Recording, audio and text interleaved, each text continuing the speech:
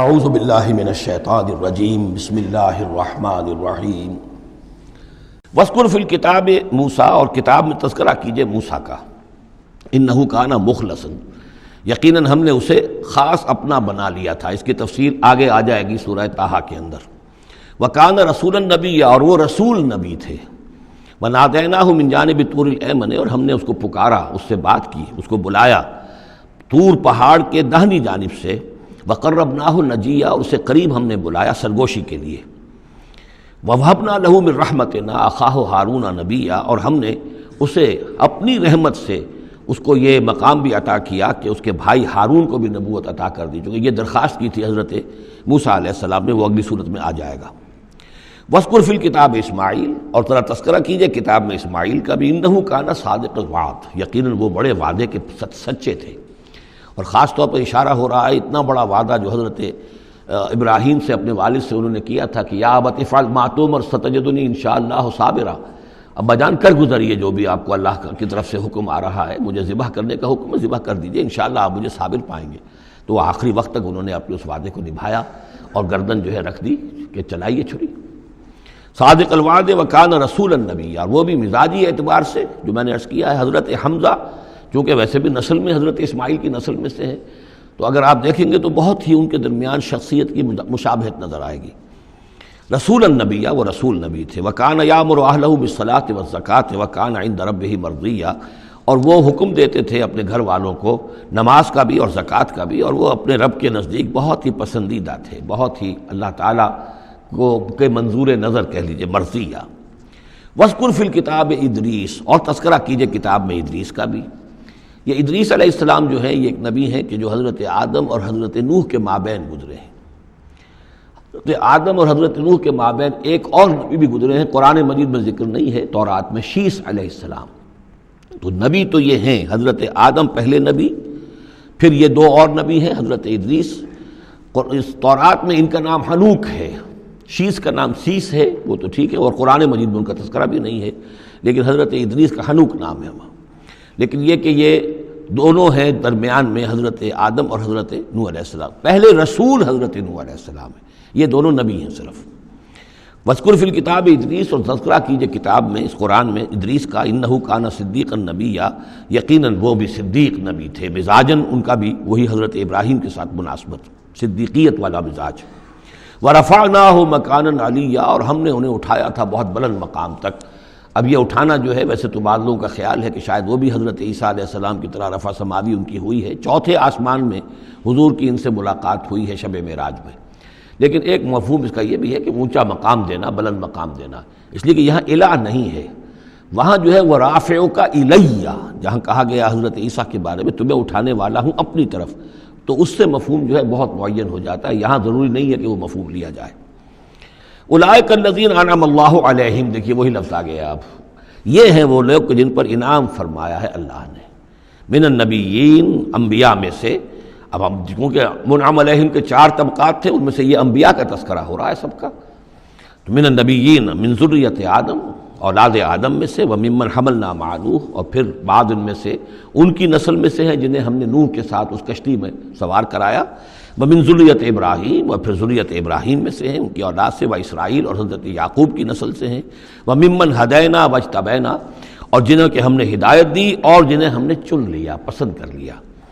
اذا تتلی علیہم آیات الرحمن، ان کی کیفیت یہ ہوتی تھی کہ جب رحمان کی آیات ان کو پڑھ کر سنائی جاتی تھیں، خروا سجدا و بکیا، تو وہ گر پڑتے تھے اللہ کی جناب میں سجدہ کرتے ہوئے، روتے ہوئے۔ فخلف من بعدہم خلف، پھر ان کی جگہ پر بعد میں آ گئے، ان کے جانشین ہوئے، ان کے وارث ہوئے ایسے ناخلف لوگ۔ یہ خلف کا لفظ جب آتا ہے لام کی جزم کے ساتھ، تو ناخلف یعنی ایسے لوگ کہ جو اپنے اسلاف کے کردار اور ان کی بزرگی جو ہے اس کو برباد کرنے والے، تباہ کرنے والے، ان کی نیک نامی کو بٹا لگانے والے ہوں، ناخلف۔ فخلف من بعدہم خلف، پھر ان کی اولاد میں سے ایسے ناخلف بھی پیدا ہوئے، اضاعوا الصلاۃ، جنہوں نے نماز کو تو ضائع کر دیا، واتبعوا الشہوات، اور خواہشات کی پیروی کی، شہوات، خواہشات، جذبات، فسوف یلقون غیا، تو عنقریب ان کی ملاقات ہو جائے گی گمراہی کے ساتھ، یعنی گمراہی کا جو انجام ہے یہ اس سے دوچار ہو جائیں گے۔ الا من تاب وآمن وعمل صالحا، سوائے اس کے کہ جو توبہ کریں اور ایمان لائیں اور نیک عمل کریں، فاولئک یدخلون الجنہ، وہ لوگ جنت میں داخل ہوں گے، ولا یظلمون شیئا، اور ان پر قطعاً کوئی ظلم نہیں کیا جائے گا، ان کا کوئی حق تلفی نہیں کی جائے گی، ان کے پورے اعمال کا انہیں بدلہ مل جائے گا۔ جنات عدن التی وعد الرحمن وعبادہ بالغیب، یعنی ان کو کیا ملے گا؟ وہ باغات، ریزیڈینشل گارڈن، بسنے والے باغات، رہنے والے باغات، جن کا کہ وعدہ کیا تھا رحمان نے اپنے بندوں سے غیب میں۔ یعنی ظاہر بات ہے قرآن مجید میں وعدہ ہو رہا ہے تو ابھی نہ وہ جنت ہمارے سامنے ہے، نہ خود اللہ تعالیٰ جو ہے روح در روح ہمارے سامنے ہے، ہم ایمان لا رہے ہیں اس پر غیب میں، یؤمنون بالغیب۔ انہ کان وعدہ ماتیا، یقیناً اس کا وعدہ جو ہے وہ تو پورا ہونے والا ہی ہے، اس کو تو وقت پر پہنچنا ہی ہے، اب وہ اپنی جگہ پر پختہ ثابت ہوگا۔ لا یسمعون فیہا لغوا الا سلاما، وہ نہیں سنیں گے اس میں کوئی لغو بات، بس صرف سلام ہی سلام، ہر طرف سے فرشتے آ رہے ہیں تو سلام، قیلا سلاما سلاما۔ وَلَهُمْ رِزْقُهُمْ فِيهَا بُكْرَةً وَعَشِيًّا، اور ان کے لیے ان کا رزق ہوگا اس میں صبح بھی اور شام کو بھی۔ تِلْكَ الْجَنَّةُ الَّتِي نُورِثُ مِنْ عِبَادِنَا مَنْ كَانَ تَقِيًّا، یہ ہے وہ جنت جس کو کہ ہم جس کے وارث بنائیں گے ہم اپنے بندوں میں سے ان کو کہ جو متقی ہوں گے، خدا ترس ہوں گے، اللہ سے ڈرنے والے ہوں گے۔ وَمَا نَتَنَزَّلُ إِلَّا بِأَمْرِ رَبِّكَ، اور اے نبی ہم نہیں نازل ہوتے مگر آپ کے رب کے حکم سے۔ لَهُ مَا بَيْنَ أَيْدِينَا وَمَا خَلْفَنَا وَمَا بَيْنَ ذَلِكَ وَمَا كَانَ رَبُّكَ نَسِيًّا، اسی کے اختیار میں ہے جو کچھ ہمارے سامنے ہے اور جو کچھ ہمارے پیچھے ہے اور جو ان دونوں کے مابین ہے، اور اے نبی آپ کا رب بھولنے والا نہیں ہے۔ یہ بہت اہم مضمون ہے، اور در حقیقت ایک مضمون کا یوں سمجھیے کہ سلسلہ شروع ہو رہا ہے جس کی پہلی کڑی یہ ہے۔ اس کو یوں سمجھیے کہ حضور صلی اللہ علیہ وسلم کو جو قرآن مجید سے شغف تھا اور محبت تھی اور شوق تھا آپ کا، تو جو وقفہ پڑ جاتا تھا وہی میں، وہ آپ پر بڑا شاخ گزرتا تھا۔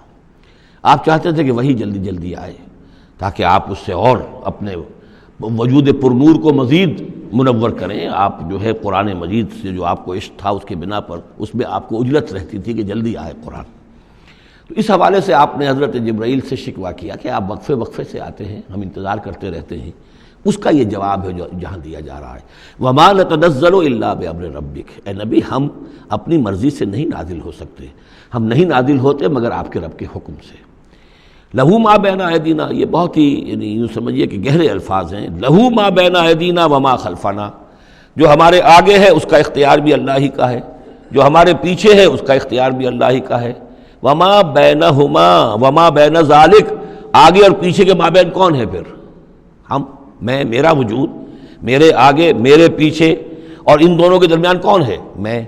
میں گویا کہ بالکلیہ اللہ تعالیٰ کے حکم کے تابع ہوں۔ فرشتے کی یہی شان ہے کہ فرشتہ جو ہے یفعلون ما یؤمرون، جو حکم ملتا ہے، لا یعصون اللہ ما امرہم، ان کا معاملہ یہ ہے کہ جو بھی اللہ کا حکم ہے گویا کہ وہ تو اس سے سرتابی نہیں کرتے، سرے منہ اس میں فرق نہیں ڈالتے۔ وَمَا نَتَنَزَّلُ إِلَّا بِأَمْرِ رَبِّكَ، ہم نہیں اترتے یا اتر سکتے مگر آپ کے رب کے حکم سے، جب اسی کی مصلحت اور اسی کی مشیت ہوتی ہے وہ وحی دے کر ہمیں بھیجتا ہے۔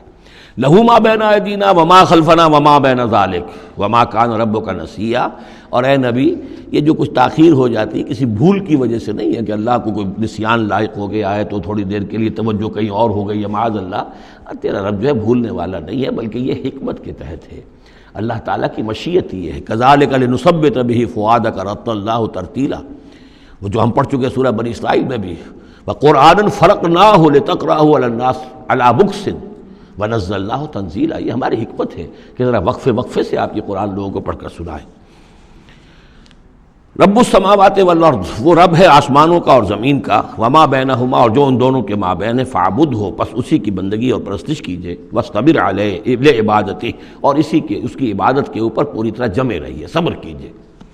هل تعلم له سمیع، تو کیا تم جانتے ہو کہ اس کی سی شان کا کوئی اور ہستی ہے؟ ظاہر بات ہے جو شان اللہ کی ہے اس کی سی شان رکھنے والی کوئی اور ہستی کائنات میں موجود نہیں۔